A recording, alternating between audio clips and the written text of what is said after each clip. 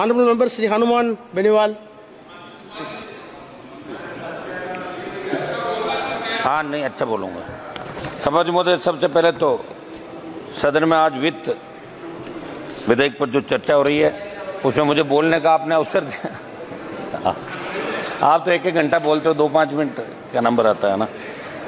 महोदय, पक्ष विपक्ष के साथियों ने कई बिंदुओं पर अपनी बात कही। वित्त मंत्रालय की कार्यशैली और इसके विभिन्न पहलुओं में कमी पर सदन को गंभीरता से विचार करने की आवश्यकता है।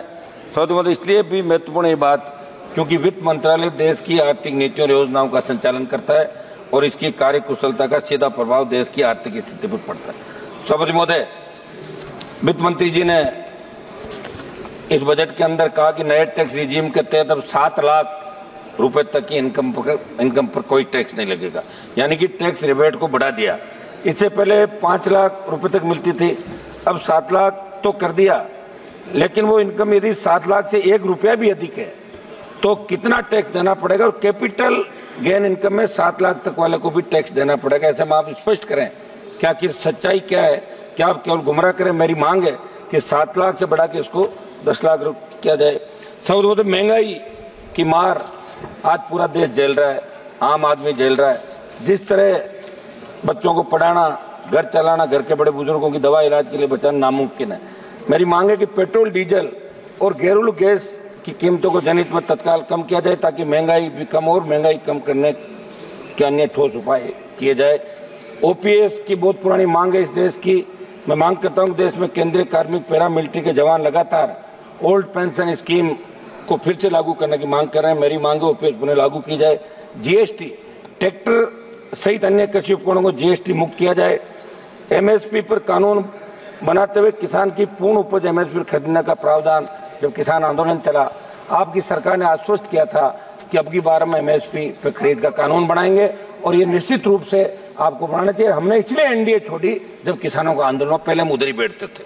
सभापति महोदय, किसान कर्ज माफी 16 लाख करोड़ रुपए का कर्जा धन्ना सेठों का माफ किया पिछले सालों के अंदर। मैं मांग करता हूं कि किसानों का तो 15-16 लाख करोड़ का कर्ज है देश के अंदर विभिन्न राज्यों में, वो तमाम कर्ज माफी की जाए, नया इसका रोडमैप बने। खनन के अंदर सभापति देश की खनिज नीतियों में बदलाव की जरूरत है।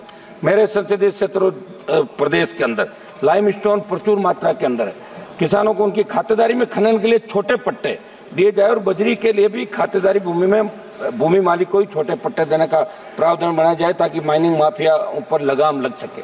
पशुपालन, राजस्थान में 3 वर्ष से कम उम्र के बछड़ों पे जो विश्व के अंदर सबसे प्रसिद्ध मेरे हमारे नागौरी नस्ल के बैल बछड़े जो विश्व प्रसिद्ध है, लेकिन धीरे धीरे खोते जा रहे हैं वो, क्योंकि सरकार किसी तरह का प्रोत्साहन नहीं दे रही है। 3 वर्ष से कम उम्र के बछड़ों पर बिक्री व परिवहन पर लगी रोक को किसानों व पशुपालकों के हित के अंदर तुरंत हटाई जाए। पशुओं में होने वाली वायरस जनित बीमारियों की जांच के लिए राजस्थान में एक राष्ट्रीय स्तर की लैब शुरू की जाए। मेरे संसदीय क्षेत्र नागौर में राष्ट्रीय स्तर का डेयरी अनुसंधान केंद्र स्वीकृत किया जाए। सभापति महोदय, स्वास्थ्य को लेकर स्वास्थ्य मंत्रालय की डिमांड पर भी माननीय सदस्यों ने चिंता जाहिर करी थी। देश में स्वास्थ्य सुदृढ़ करने के लिए जितने बजट की आवश्यकता थी उस आवश्यकता से 73% बजट कम बजट दिया गया।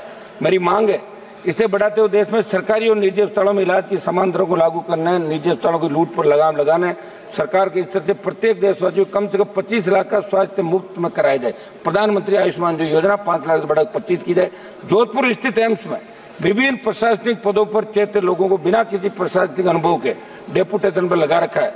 मेरी मांग है ऐसे पदों पर स्थायी नियुक्तियां योग्यता के आधार पर की जाए। पूर्व में निजी कंपनी के सॉफ्टवेयर और सर्वर किराए पर लेकर जो भ्रष्टाचार हम जोधपुर में किया गया उसकी जांच करवाई जाए।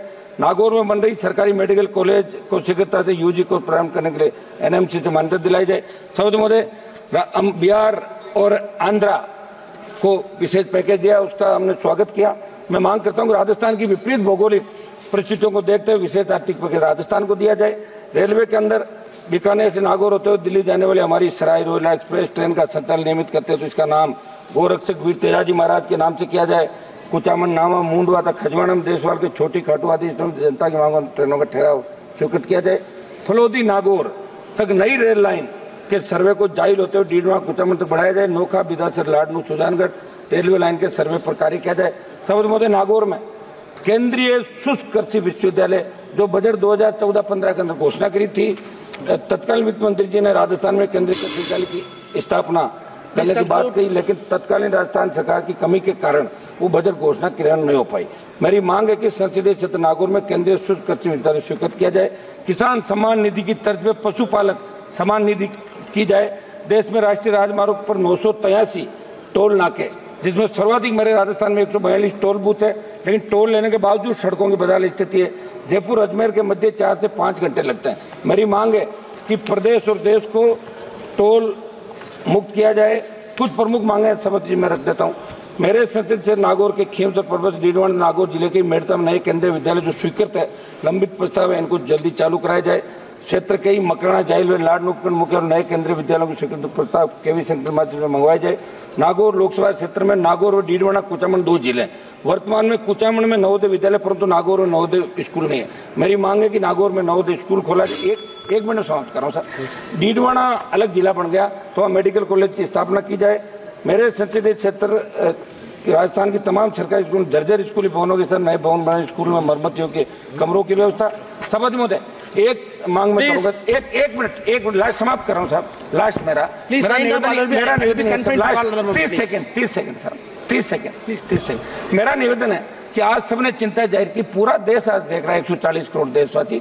विनेश फोगाट ने जिस तरह उसको ओलंपिक से बाहर किया, प्रधानमंत्री जी को इसमें हस्तक्षेप करके 56 इंच चौड़े सीने की बात कर रहे हैं। पूरा देश देख रहा है, प्रधानमंत्री जी को ओलंपिक रुकवा के ओलंपिक खिलवाना चाहिए, तब ये बात है साहब। एक सेकंड बात तो समाप्त करने दें सभापति, बात समाप्त करना, बात समाप्त कर रहा हूँ, बात समाप्त समाप्त कर रहा हूँ साहब। लोगों ने आधा सेकंड फिनिश इट प्लीज। मेरी मांग है, पूरे सदन की देशवासियों की मांग है कि विनेश को वापस खिलवाने के लिए सरकार हस्तक्षेप करे, मोदी जी हस्तक्षेप करे। खाली ट्वीट करने से काम नहीं चलेगा। पूरा देश आज देख रहा कि आप फेल हो रहे हो, आप किस तरह यहाँ भाषण पढ़ रहे थे कि हमने ये खर्च कर दिया, वो कर दिया। प्लीज उमेश भाई पटेल। धन्यवाद।